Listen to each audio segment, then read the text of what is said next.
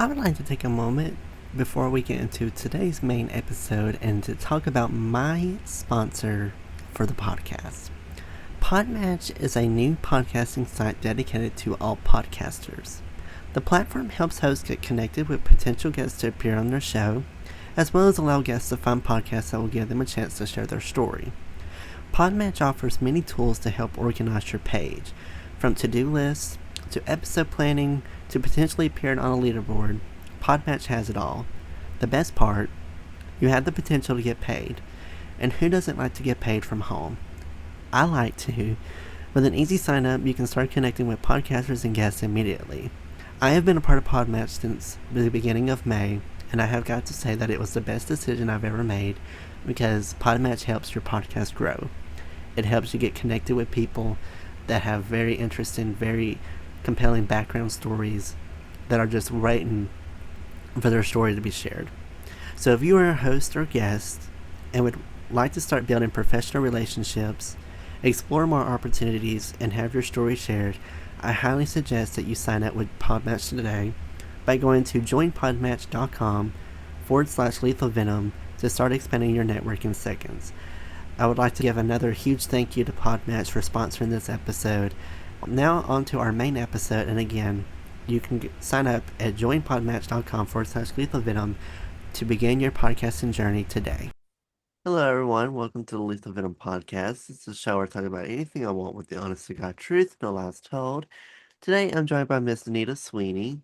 She is an award-winning wellness author of the running and mental health memoir, Depression, Hates, and Moving Target, How Running with My Dog Brought Me Back from the Brink, and co-creator of the writing journal, You Should Be Writing, a journal of inspiration and instruction to keep your pen moving.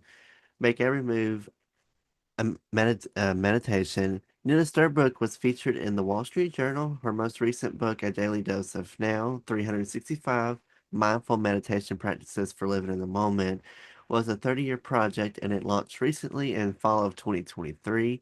She is also a mindfulness coach, certified meditation leader, and mindfulness teacher, mental health advocate, ultra marathoner, retired attorney, and former assistant to writing practice originator Natalie Goldberg. So I'd like to give a huge welcome to Miss Nita Sweeney. Thank you so much for joining us. Thanks, Noah. I'm real glad to be here. And that's a mouthful. I think I need to streamline my bio so that it's not so long. No. It's a lot. I've been busy. I've been busy. So if you could just tell me a little bit about yourself and please share a little bit about what you do.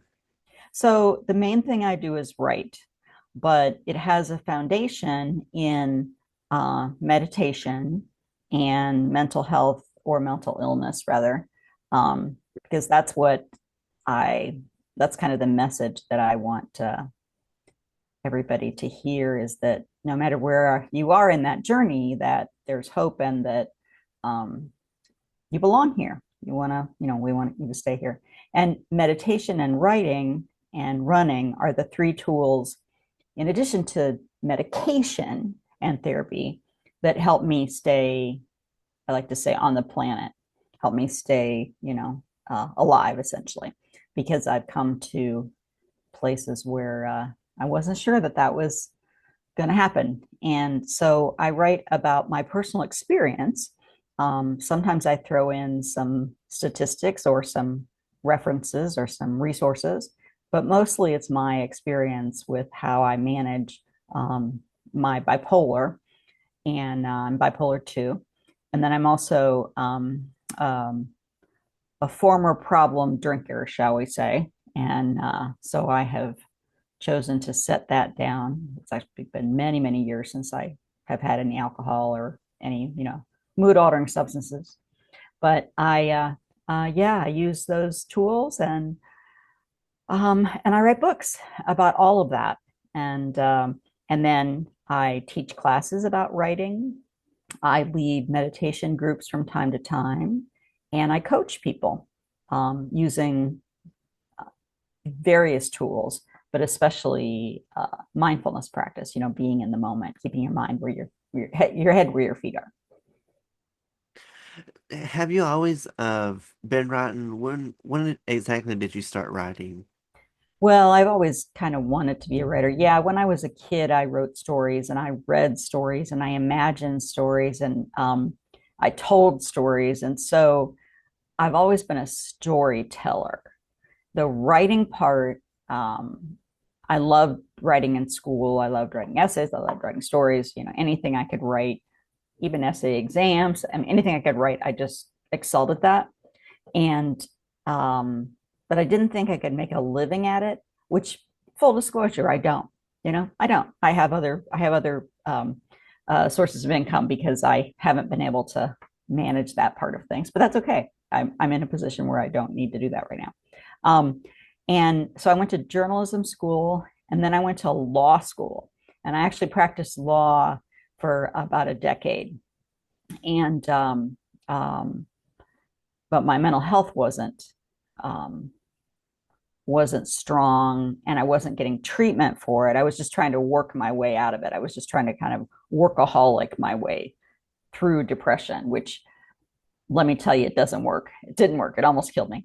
Um, and and so when I had to shift gears, I was really forced to shift gears. Writing books was the thing I wanted to do. I wanted, I wanted to see a book with my name on it. I really did, and now I've got a few. Um, and um, and so it was a circuitous path, but I was always writing journals. I was always keeping notes. I was always, recording things. So I had details of things. That's just sort of who I am. I'm kind of a archivist, if you will, of lives. Um, and so it took me from 1994 when I stopped practicing law until 2019 to get somebody else to publish my book. I probably, I could have self-published much, much earlier, but I wanted that kind of gold star of a traditional publisher saying, this is good enough for us to put the money behind you and for them to pay me as opposed to me, paying to do it myself. And yeah, that's been pretty fun. It's been pretty crazy after all those years, but it was definitely a dream come true and kind of a one of those don't stop chasing your dreams kind of thing because it can happen even when you're middle aged, which I was, and had been trying for a very long time and have failed a whole bunch of times to get that gold star. And yeah, and so then they published a couple more of my books, and then I transitioned to a small publishing company, and now I do that. I'll be publishing. I'm pretty sure I'll be publishing the rest of my books through that small publishing company, just because I did the traditional publishing thing. I can see what it is, and it has benefits and it has disadvantages, and I'm gonna do it my way for a while. In your bio, you had mentioned that you also run. What motivated you to start running kind of at a later age?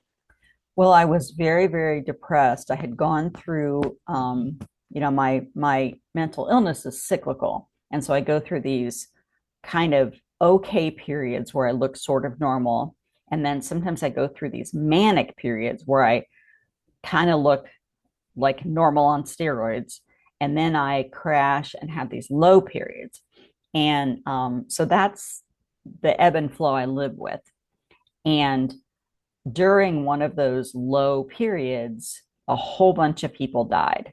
So, 7 people that I loved and a cat all died in 11 months. And 2 of those people were, well, I'll say 3. My 24-year-old niece died of cancer. My father-in-law died essentially of old age, but he was 94. And then in December, my mother died. And my dad had already died years before. And it just threw me into this horrible spiral. And that was again kind of that was probably the next to the worst depressive episode I'd had. And I was sitting on the sofa one day, scrolling social media, and this high school friend posts, "Call me crazy, but this running is getting to be fun." And Noah, the words run and fun did not fit in the same universe for me at all. I was Yeah. not active. I was not, I was the last kid picked for kickball in school. I mean, I was in the marching band, so that is physical activity, but I didn't play team sports, none of that stuff. And why that's important that it's her is that I knew her. I knew that she was like me, not terribly athletic, um, maybe not athletic at all. And she was the same age I was, about the same size, same build, and she was running. And so I kind of followed her for a while, and she seemed to be really enjoying it. And it was sort of the one thing I hadn't tried. We had the mini trampoline in the basement. I'd done the aerobics classes. I'd done all this stuff. I wasn't playing. I don't think pickleball was a thing yet then. It was 20. This was like 2010 or 2012. Um, and and so yeah, I thought, well, why not? And so I looked up the plan that she was doing, and this is also important. It said 60 seconds of jogging. It did not say running. It didn't even say a minute. It said 60 seconds. And that was just like this bite that I thought I could take. And it said other things too. And so I leashed up the dog as a decoy, thinking, oh, the neighbors will just think I'm walking the dog, and took him down into this little hidden ravine with my little kitchen timer. I had one of those little digital kitchen timers. I carried that down because I didn't have a watch yet. And yeah, I did the little 60 seconds of walking, and I think it was 2 minutes or 60 seconds of jogging, 2 minutes of walking, something like that. It was a little interval plan. And it wasn't bad. In fact, it was kind of good. And I thought, all right, we'll do this and do it for a while. And I got hooked. And then I really got hooked when my sister, I always say I made the mistake of telling her that I was jogging. And it was her daughter who had died, my niece. And she had seen in one of the osteosarcoma support groups, that's the cancer my niece died from, that they were having a 5K. And she said, hey, I'm going to do this. I'm going to probably walk the 1 miler. Why don't you do the 5K? And I freaked out. I went, no, no, no, no, no. I'm a private runner. I run in the woods, in this little hidden ravine, back and forth. I don't do this publicly. And then I got over myself, and I remembered my niece and how much she suffered, and how I didn't, want other people to suffer from that, if I could somehow help with that. And that's when I really got hooked, as I showed up at this race, and there were people much older than me, much larger than me, they weren't all in spandex. They weren't all these tiny little people that I thought they would be at all. There were people with dogs and strollers, and it was like a party. And we were doing, raising money. And that's when it really stuck. It just really stuck. And I was already enjoying the physical activity. And so I started doing more races and longer distances. And eventually I joined a group and to do a half marathon, because I didn't want to train for that by myself. And yeah, it turns out that I like being either alone or with people who don't talk much for long periods of time out in the woods. Just, that rhythmic movement. It turns out I just love that. And yeah, and so I eventually went, completely to the dark side. And now I do ultra marathons. I haven't done one for a couple of years because of some other stuff, but the longest distance I've gone is 31 miles in the same 24-hour period is 31 miles. And that's anything over 26.2 is considered an ultra. And so yeah, I've done 3 of those and hope to do another one next June. There's one that's in our area that I really like. But yeah, I was miserable. That's when I started running. I was miserable, and I hadn't tried that yet. You had mentioned that you also started meditating. Did running and kind of dealing with a lot of personal issues make it easy for you to start meditating, or how did meditation come into play? So I had been meditating long before I began running, and I really think it's another one of the things that really helps me stay around. And the answer to that question, the short answer to how did you start meditating, was there was this guy. So I was dating a guy who, after dinner one night, very short, I mean, might have been our third date. after dinner, he said, "Do you want to sit?" And I said, "Do you want to what?" Because I had no idea what he was talking about. And Yeah. what he meant was, "Do you want to do sitting meditation?" And so I said, "Yeah, sure, I'll try." I liked him. I figured, what the heck? I'd heard of it before. This would have been in maybe 1992 or so a long time ago. And he set the microwave timer for 5 minutes. And he said, "Do your best to notice your breath and try not to fidget." And so those were my initial meditation instructions: were do your best to notice your breath and try not to fidget. And I have to tell you, 5 minutes felt like an eternity to try to sit still without, you know, scratching your nose or wiggling. And yeah, and I wasn't a fan. I At first I did it basically because he was. But then I met some other people that were meditating that were friends of his, and I had some physical pain. I sit a lot, I still do as a result of my job, and I was having all kinds of back issues. And he introduced me to John Kabat-Zinn, who he's kind of almost a household name now. He wasn't at the time. Who had a series of I'm going to really date myself, cassette tapes. These were cassette tapes. That there was a series of cassette tapes about pain and how to manage pain using mindfulness and some simple, they weren't really yoga exercises. They were more just like postures, lying on the floor and different things. And mostly you did them, you hold them, and then notice any pain that arises. And they were really, really helpful. And this was mindfulness practice. And when I made that connection, that meditation was more than just sitting still and being miserable because you're not supposed to scratch your nose, um, that drew my interest. I needed something beyond just, oh, well, this guy likes it. I needed something else. And so I started attending silent sits. So we would go and sit in a small group for 20 minutes, and then maybe walk a little bit, and then 20 more minutes. And eventually I did a weekend retreat. I think I did a full day silent retreat first, and then a weekend of silence. And again, I really surprised myself because I enjoyed the structure of we would sit, you have breakfast and then you would sit, walk, sit.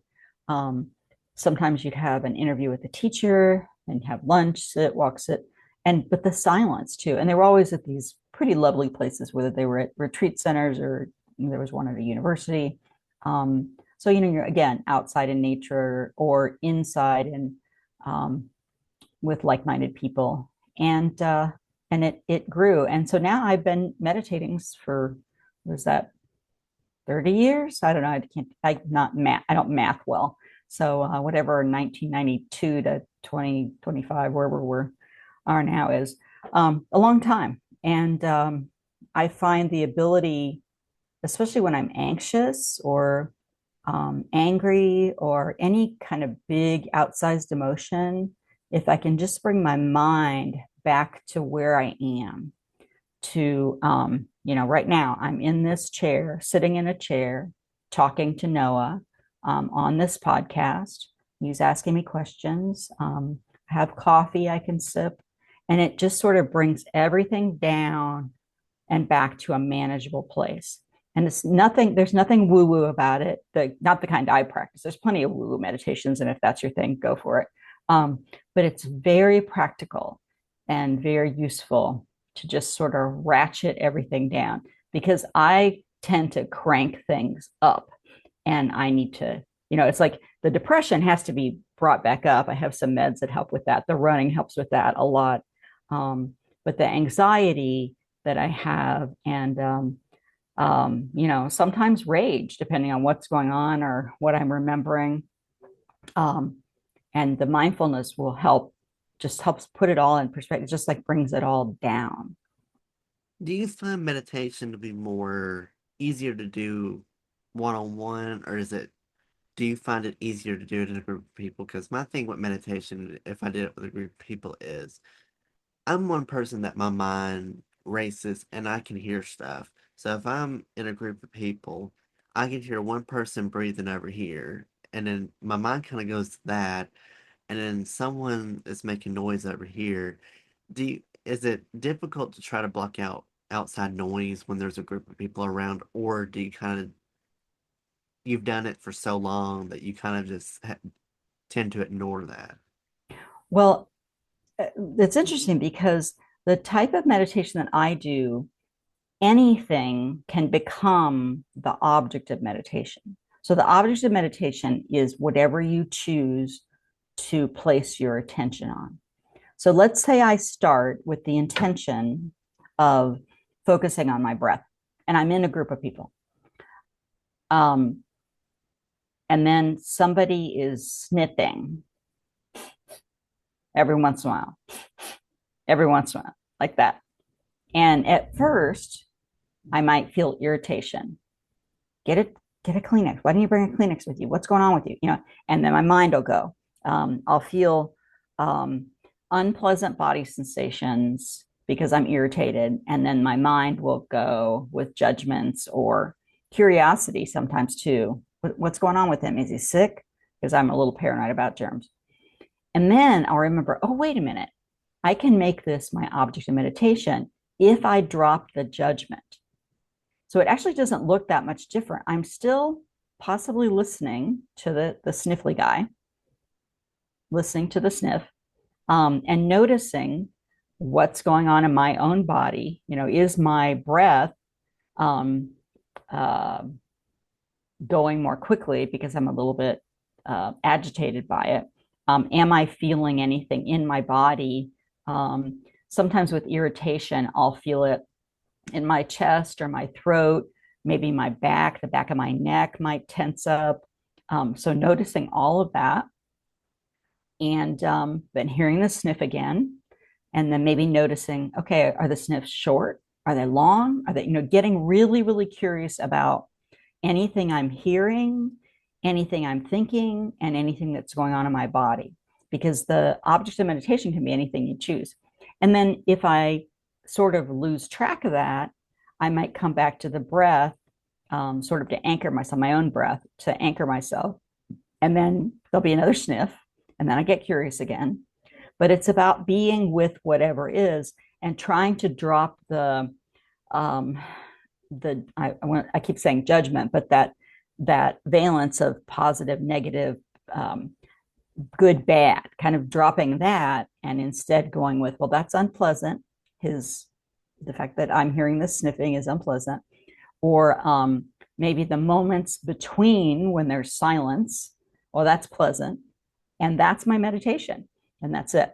Now, to actually go back to your initial question, there's benefits to both for me. It's easiest probably to sit alone because, or with my husband, because he's pretty quiet too, because it's just us, and there is not much distraction other than my thoughts, which are always there and distracting. Or if I have some kind of body ache, that might be distracting. But then again, I just make that the object of meditation. But with a group, there's a little bit of the maybe peer pressure, let's call it, or group energy, maybe. It isn't necessarily pressure, but if I'm at home and it's just me, and it occurs to me, oh, I need to do the dishes, it's really easy to get up and do the dishes and not even think about it. Next thing I know, oh, wait a minute, I'm supposed to be meditating. But in a group, it's much less likely. First off, I'm not doing their dishes usually unless I'm a volunteer at the center. But it's everybody there is doing the same thing. And so there's this sort of support to do what everybody's doing, and knowing that they're all sitting there having those thoughts. They may look like the Buddha sitting totally still cross-legged on their little zafus, but chances are their minds are going and having the same kind of stuff when you talk to them. We all had, even teachers who've been meditating a long time. So yeah, I think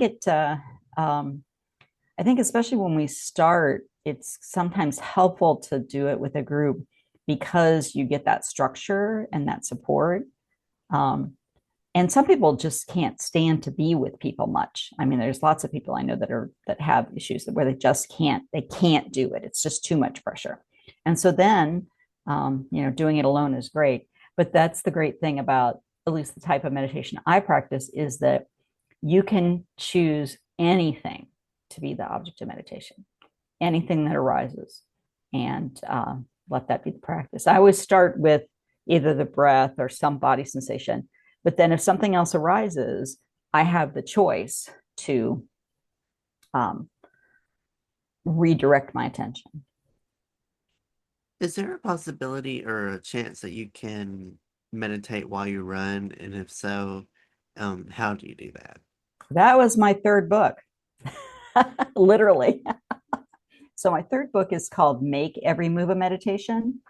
And the point of that book was to show that you can meditate in any posture because sitting, the posture, I'm using air quotes here, that we're often trained to meditate in is not the only way we can meditate.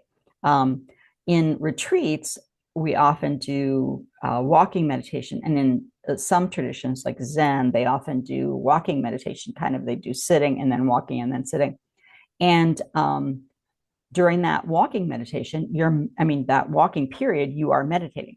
And so the way that I do it is I, again, pick either I usually pick something physical. So one of the senses. I have a weird little quirk in my left ankle. And so I often have sensations in my left foot. And so when I run, I often do what I call left foot meditation, which is during the run, I notice what's going on in my left foot.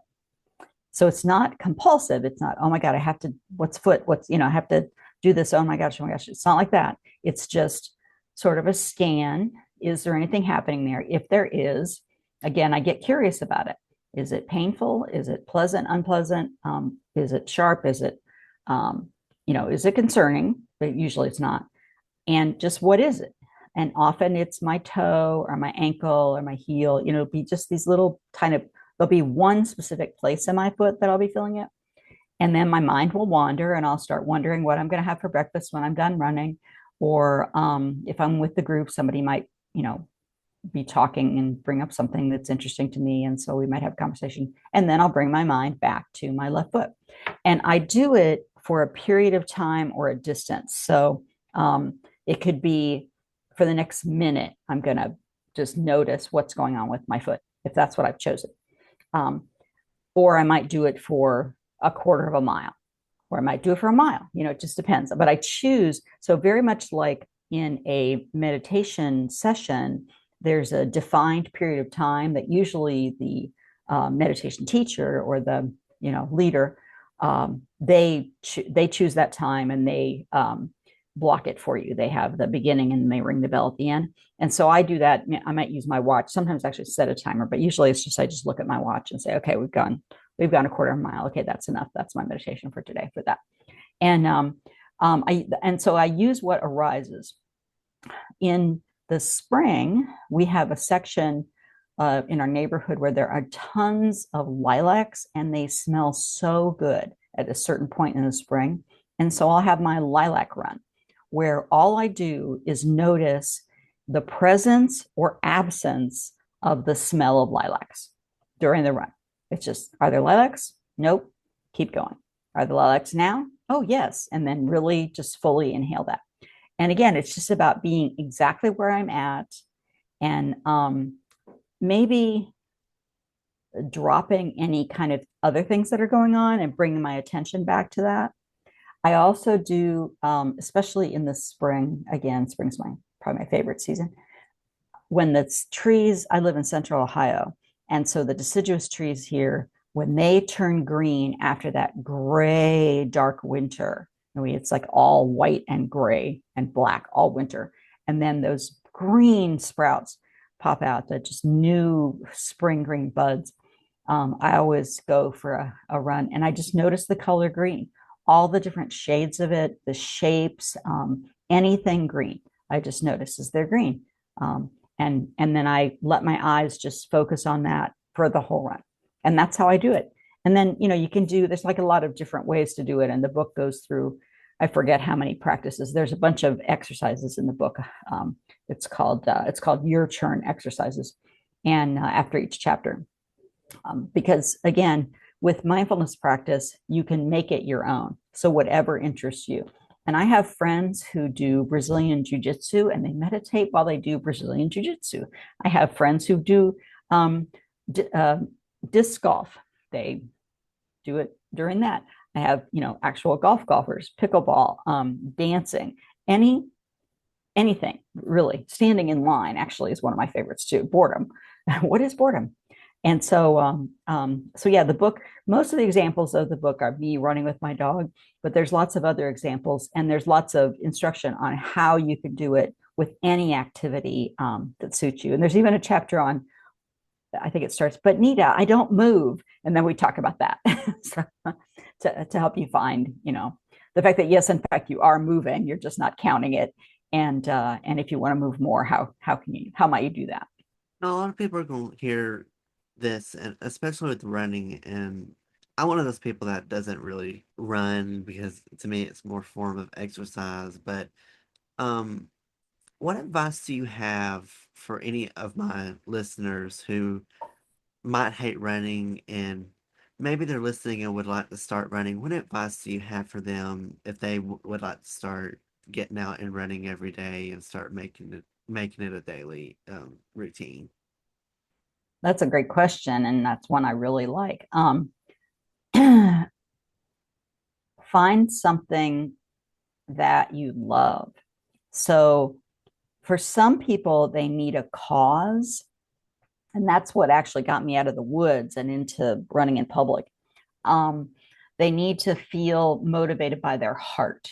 So for me, that was, my niece who died of cancer. And I was able to get over myself and be more active in a public way because there was a cause I cared about. And so I have some friends who don't run or regularly or didn't run regularly, but they had some kind of physical thing that impacted them. And so they founded a 5K to train for that was a charity. So there's the big one here in town is there's a breast cancer run. There's a lot of, anyway, there's just a lot of 5Ks for different charities. There's a NAMI has a walk, a 5K walk. But finding something that pulls you. I almost always have to have a race in the future to train for because I need the structure of a training plan. Some people don't like to be alone and they need a group. And so you can either find a physical group, depending on where you live, or an online group. There's lots of online groups where people just go in and report, hey, I ran today. This is how far I ran, and this is what I saw, and this is how I felt. Things like that. They're usually Facebook groups, but there's a lot of like I don't know if there's any on Reddit. Probably is, but there's a lot of different online. If you just Google online, and then meetups. Also, there's a lot of different meetups. So some people need to find other people to do the activity with. And so I think that's the thing that I learned is that that I had to have, like, I was able to start because I was miserable and willing to try anything, but I would not have continued, I'm sure, if my sister hadn't suggested that race, because then I fell in love with the community, not knowing, oh my gosh, these people are amazing. Wow. I had no idea. I thought they were just, highly competitive people, tiny people in spandex. That's what I thought they were in fancy shoes. No, they're just wonderful. And really, that's my kind of my fellowship now, in addition to the recovery community. But I think it's so individual. Some people are highly competitive. They need somebody else to be competing with. And that other person that you're competing with doesn't have to know that you're competing with them. but some people are very, very competitive and they need that charge of that competition. And I mean, I'm really slow and highly competitive, which seems weird, but like every once in a while I'll come in second in my age group and that makes me so happy. So learning about yourself and knowing what is it that really motivates you, that will get you over that kind of, because for me it was a fear hump, and that's what it is with most people. And when I say fear, I don't mean, oh my gosh, I'm going to die kind of fear, although for some people it is. It's more of, I'm going to look silly. This is too hard. I'm afraid this is just going to be too hard. It's going to be boring.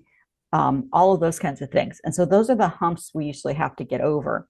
And every people are so different that different people are motivated by different things. So, but those are kind of the big three: is signing up for a race that is a cause that really moves your heart, finding someone else to do it with you, or whether it's in person or online, and then go slow. I used to think that running meant sprinting.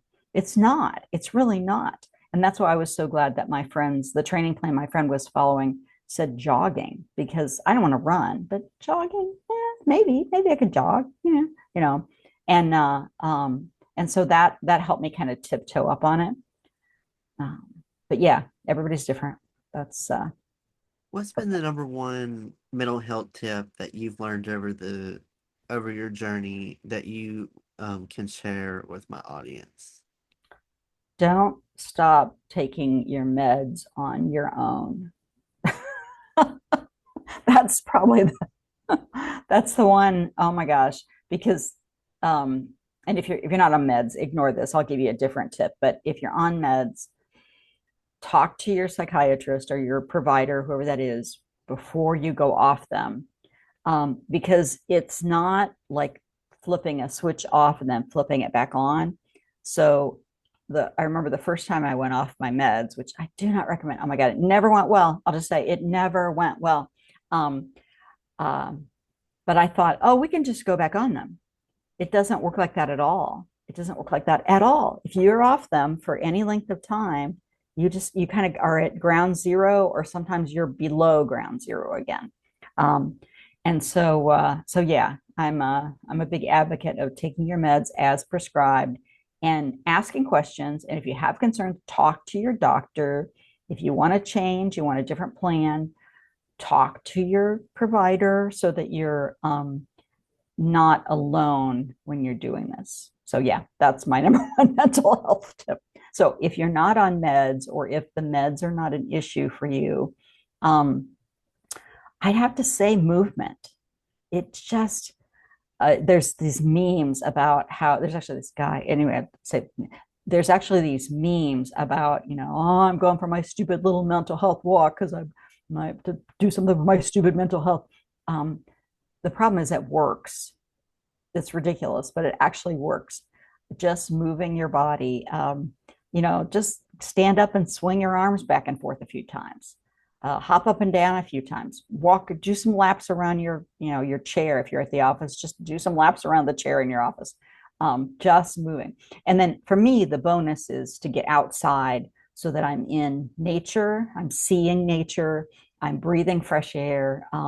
I'm in a temperature that's not controlled, not climate controlled.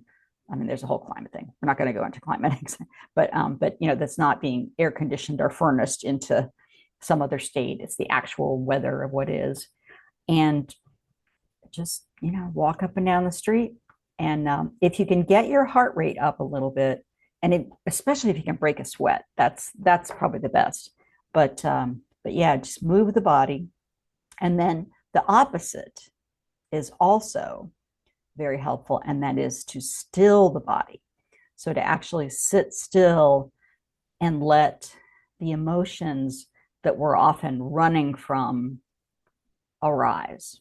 So I actually did a TikTok on this a while back about how we never know whether we need WD-40 or duct tape. They have two opposite purposes. If it's stuck and you need to move it, you need WD-40. Well, for me, that's running. things get stuck. I need WD-40, so I run. But sometimes things are moving at too fast a pace or in a chaotic fashion. They need to slow down. They need to still. And that's where I need the duct tape. And for me, duct tape is meditation, where everything just, I stop, I sit still, and let kind of the duct tape of the practice pull everything back down, ratchet it back down. So, yeah.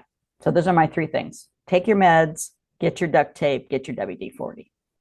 Um, you had mentioned that there's different kind of running training plans.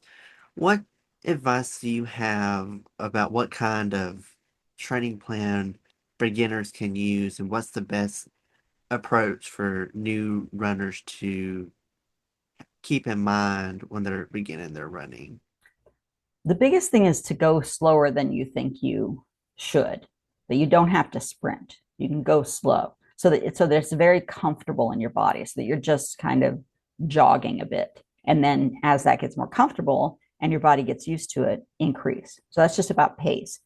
But the plan that I followed is called Couch to 5K. So it's COUCH and then the word TO and then 5K.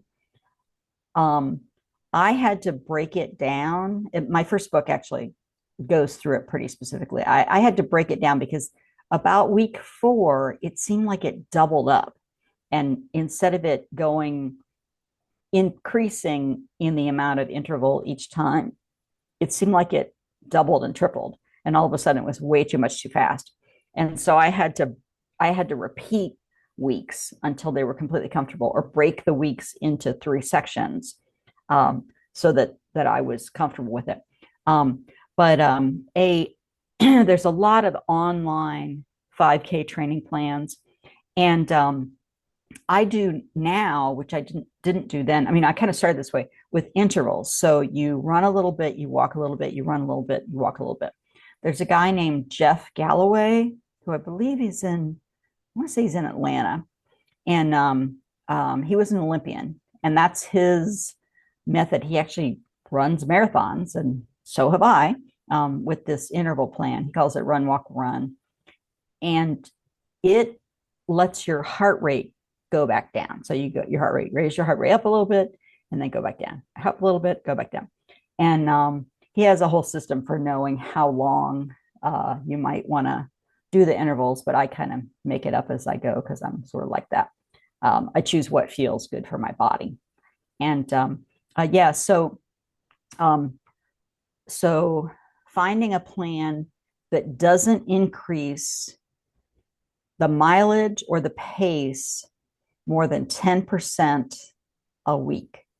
That's kind of the gold standard, 10%, so that you're not adding more than 10% distance or more than 10% pace. And usually you get to a pace and that's just your pace for a long time, unless you do a lot of training that helps you increase your pace. And when you're starting out, I wouldn't worry about that at all. I would more worry about, can I go the distance? Because that's what you want. Can I go, if it's a 5K, can I go 3.1 miles? And there's tons of training plans, but you're going to start out really slow, and you're going to start out, going a quarter of a mile or half a mile and back. And that's it. And you'll do that until that becomes comfortable. And then you'll extend it to a mile, and you'll do that till it becomes comfortable. You just gradually make progress, so that you're not shocking your body. You're training it so that you do a tiny bit of damage to it, and then you let it recover, and then you do a tiny bit more damage to it, and then you let it recover. That's how muscles actually build. And I feel like I'm wandering on that. I had a group that gave me a plan, and so a lot of the running groups have training plans. There's a couple of online groups. So I mentioned Jeff Galloway. There's a group called Still I Run, just Still I Run. And I think they have training plans too, but they have a Facebook group, and I was on their board for a couple of years. They're a fantastic group. If you have mental health issues, that's their thing, is running for mental health. It's like mental health awareness.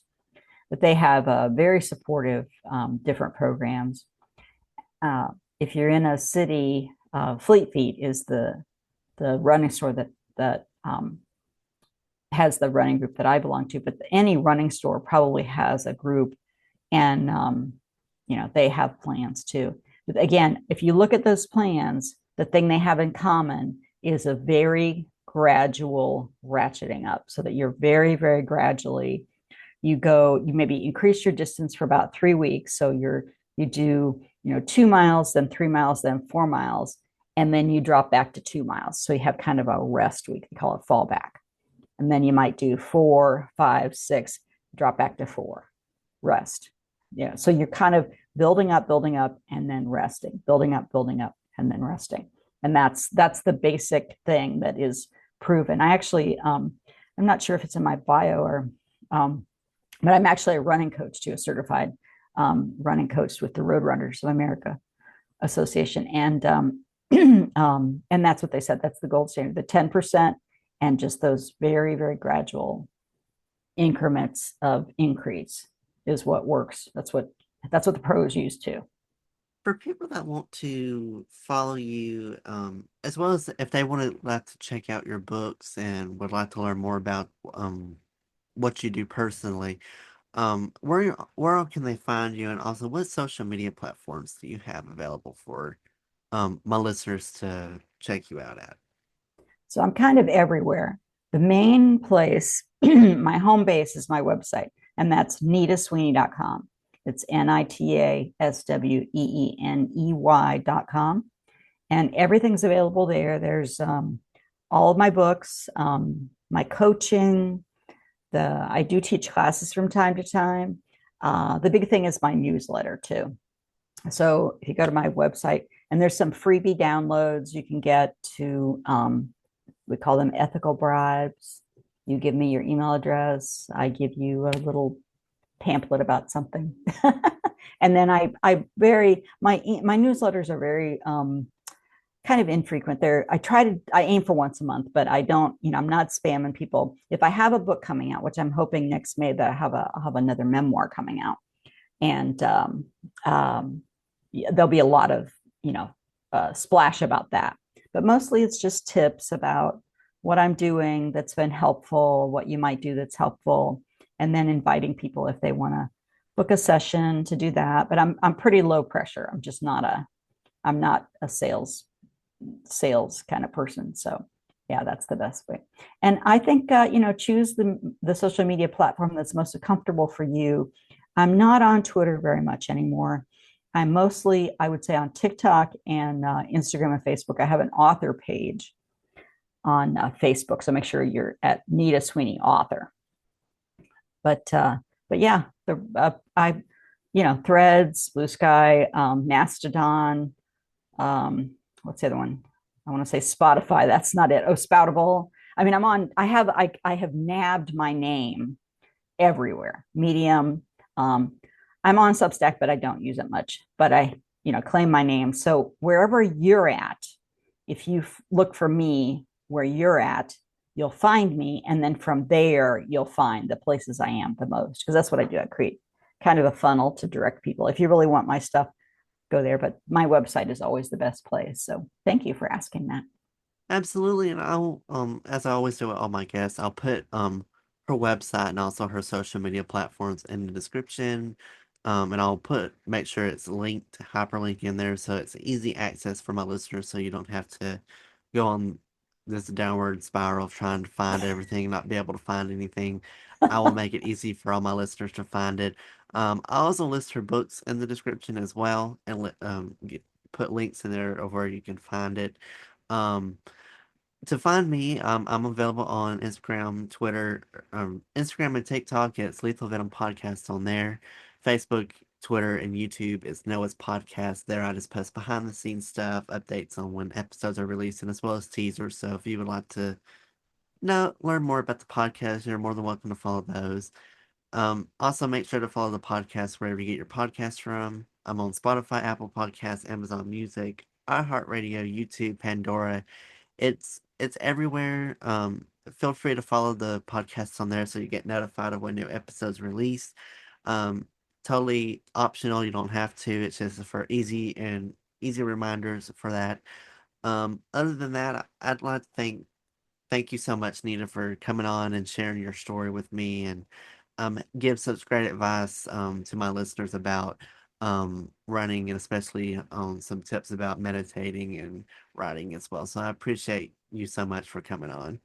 Yeah, thank you. Thanks for having me. And yeah, good luck to everybody. I hope you all do well. Well, to my listeners, I hope y'all enjoyed this episode.